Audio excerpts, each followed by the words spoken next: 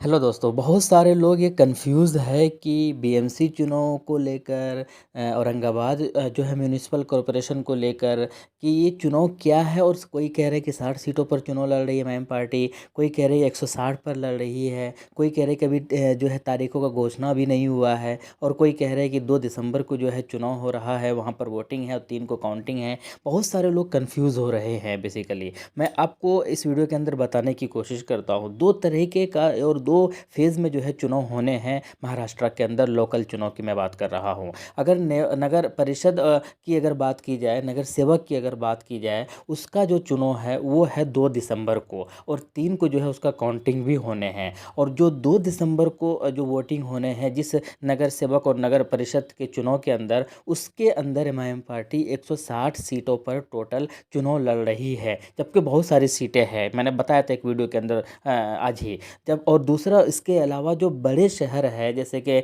मुंबई हो गया, औरंगाबाद हुआ, या बीएमसी चुनाव को लेकर जो बातें हो रही थी, जिसके बारे में घोषणा हुआ कि 60 सीटों पर जो है बीएमसी चुनाव में एमआईएम पार्टी अपना उम्मीदवार उतारेगी। तो जो बड़े शहर है महाराष्ट्र के अंदर वो नगर निगम में आते हैं और नगर पालिका में। तो नगर निगम और नगर पालिका का जो चुनाव है उसका डेट अभी तक फाइनल हुआ नहीं है। मैं आपको क्लियर कट बता देता हूँ। हालांकि कुछ सीमाएं इधर से उधर होना था, जो कि सब सारी चीज़ कंप्लीट हो गया है, लेकिन उनका भी चुनाव जो है वो जनवरी में ही होना है 2026 के अंदर। तो आपको क्लियर ये बताने की कोशिश करता हूँ कि वो जो बीएमसी जिसके अंदर एमआईएम पार्टी ने 60 सीटों पर अपना उम्मीदवार बनाने की घोषणा किया था, जिसके अंदर 3 जो पहले से बीएमसी के अंदर जीते थे पिछली बार जब चुनाव हुआ था, या इसी तरीके से औरंगाबाद के अंदर जो जीते थे 25-26 सीटें जो भी हुआ था, तो वो अलग चुनाव हो गया, वो नगर निगम में आ जाते हैं। और नगर निगम के अंदर जो चुनाव होगा वो अभी तक उसका डेट फाइनल हुआ नहीं है। उसका एक एक्सपेक्टेशन डेट दिया है, सुप्रीम कोर्ट की तरफ से भी एक डेट आया है, क्योंकि काफ़ी दिनों से चुनाव हुआ नहीं था लोकल चुनाव वहाँ पर।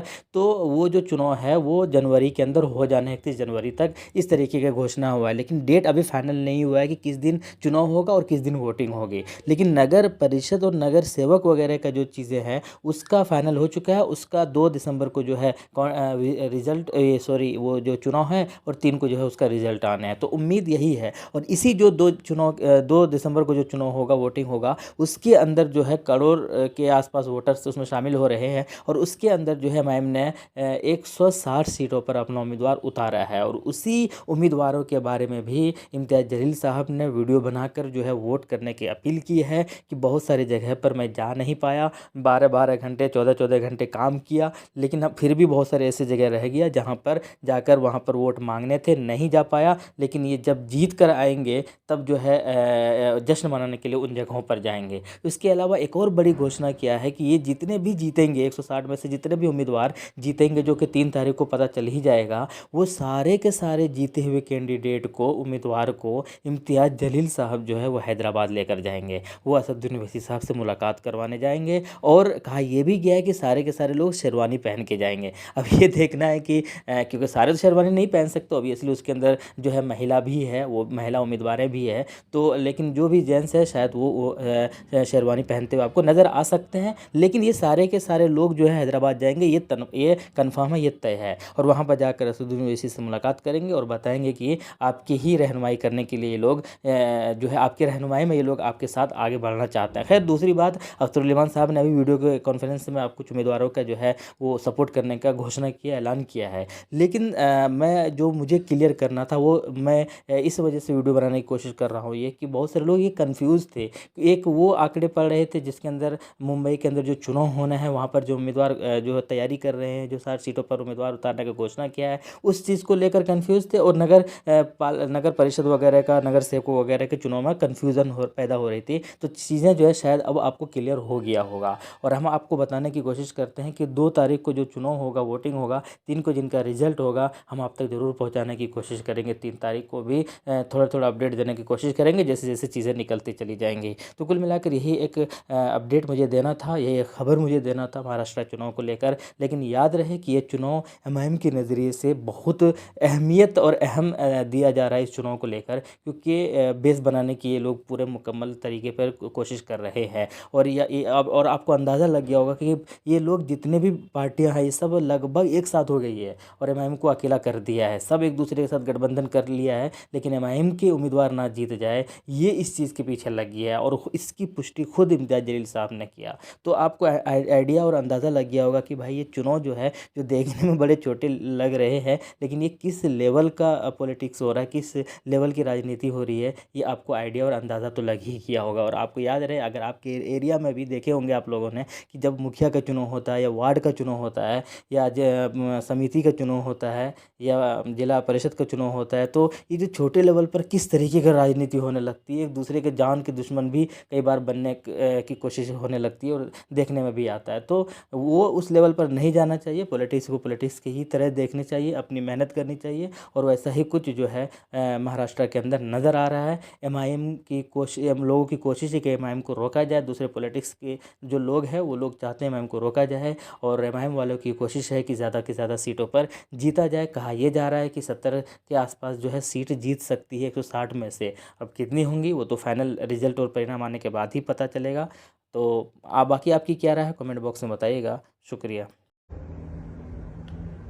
अस्सलाम वालेकुम वरहमतुल्लाहि वबरकातुहू। मैं आप लोगों के बीच में आया हूं एक बार फिर से अपील करने के लिए कि महाराष्ट्र के अंदर जो नगर परिषद, नगर पालिकाओं के जो इलेक्शंस होने वाले हैं 2 तारीख के दिन, उसमें आप मजलिस इत्तेहादुल मुस्लिमीन के तमाम उम्मीदवारों को पतंग की निशानी के ऊपर जिन्हें मजलिस ने टिकट दिया है उन्हें कामयाब करिए। पिछले कई दिनों से हम लोग लगातार 12 घंटे 14 घंटे हम लोग अलग अलग मुख्तलिफ इलाकों में जाकर लोगों से अपील कर रहे थे। कई जलसे हमने लिए, कई पदयात्रा निकाले हैं। इसके बावजूद भी कई सारे इलाके हमसे रह गए हैं, जिसके लिए मैं जिन इलाकों के अंदर नहीं पहुंच सका हूं, जहां हमने अपने उम्मीदवार दिए हैं, उन सभी से मैं माफी चाहता हूं, वहां के उम्मीदवारों से और खासतौर से वहां के वोटर्स से। हमारी भी मजबूरी है। आप देख रहे होंगे कि कितनी मेहनतें हम सब ने मिलकर की है, लेकिन इसके बावजूद भी चूंकि उम्मीदवार ज्यादा थे तो हमारा हर जगह पे जाना मुमकिन नहीं हुआ है। मैं आपको यकीन दिलाता हूं इंशाल्लाह अच्छी कामयाबी जहां जहां से होगी हम वहां पर दोबारा आएंगे इंशाल्लाह जश्न मनाने के लिए। 2 तारीख के दिन आपको अपने घरों से निकलना है, मजलिस के उम्मीदवारों को कामयाब करना है, चाहे वो काउंसिलर्स हो, नगर अध्यक्ष के उम्मीदवार हो, इन सभी को कामयाब करना है। आपने पिछले कुछ दिनों के अंदर जो राजनीतिक हलचल देखी होंगी, सब एक तरफ हो गए हैं और हम अकेले ये लड़ाई लड़ रहे हैं। लेकिन इसके बावजूद भी हम बहुत मजबूती के साथ इलेक्शन लड़ रहे हैं, क्योंकि हम जानते हैं कि इतिहास लड़ने वालों का लिखा जाएगा, तलवे चाटने वालों का नहीं लिखा जाएगा। उसमें हर राजनीतिक पार्टी सोच रही है कि हम में से कोई हार जाए, कोई जीत जाए चलेगा, लेकिन मजलिस ने नहीं जीतना चाहिए। लेकिन नौजवानों, बुजुर्गों, मेरी माओं और बहनों, आप लोगों को इस बार हमें साथ देना है, वोट के साथ साथ दुआएं भी करना है। इंशाल्लाह 2 तारीख के दिन आप वोट देंगे, 3 तारीख के दिन नतीजे आएंगे, पूरा महाराष्ट्र इसका जश्न मनाएगा और उसके 1 हफ्ते के अंदर हम सभी जीते हुए उम्मीदवारों को लेकर हैदराबाद जाएंगे असद साहब से ये कहने के लिए कि साहब ये जीत हमने मजलिस को और आपको मजबूत करने के लिए ये लेकर आए हैं। तो उम्मीद करता हूं कि आप लोग मजलिस का साथ देंगे, पतंग की निशानी के ऊपर मुहर लगाएंगे। बहुत बहुत शुक्रिया।